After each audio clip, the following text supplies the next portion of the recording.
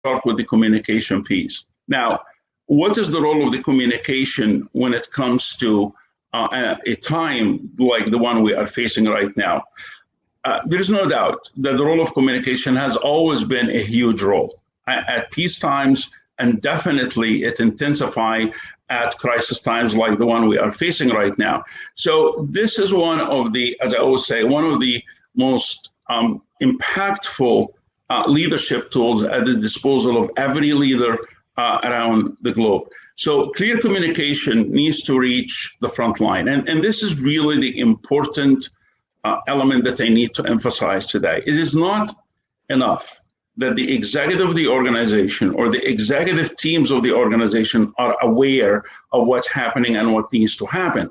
It is very critical that we take this and drive this communication all the way to the front line, because it is, people are confused, people are fearful, people are not at ease, they are facing chaotic situation, and they don't know what to do.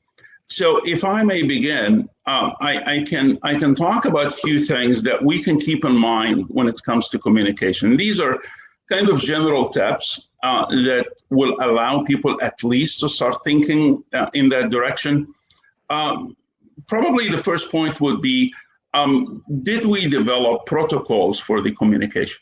Or is there a protocol that everybody is aware of? Who is sending the message? Is the message centralized or not centralized? You know, we know through our research and leadership and organizational development that decentralization is the way to go. At the time of crisis, we need to reverse it. We need to go to centralized organization. We need to be focusing on one message to everyone that is coming from a centralized location, and it is repeated and frequent. So what is the protocol? Has it been written? If not, it needs to be done almost immediately. What do they include? The message that are being sent. Okay, is it just about the business, or it's about the people who are conducting the business? Is it all about what we need to do in reference to work, or is it about telling people, I'm with you, I understand, I feel you, I feel your pain, etc., etc. Now, how frequent is that message? Obviously, it depends on the organization and how you want to do it. Sometimes it needs to happen twice a day. It needs to happen daily, weekly, bi-weekly, whatever the case might be. As people getting comfortable and moving forward with whatever they are doing, I believe this will be spaced out a little more. Another tip is, who do they address? Okay, are we addressing only our folks in the organization?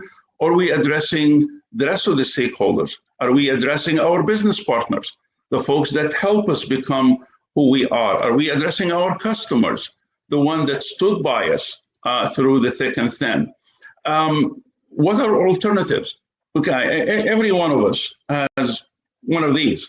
Okay, what if tomorrow this stops? What if tomorrow the telecommunication, for whatever reason, is not working? Do we have alternatives to send the messages? And we need to be thinking about that.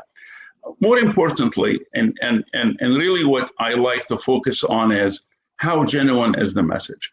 Okay, people at tough times, they like straight talk.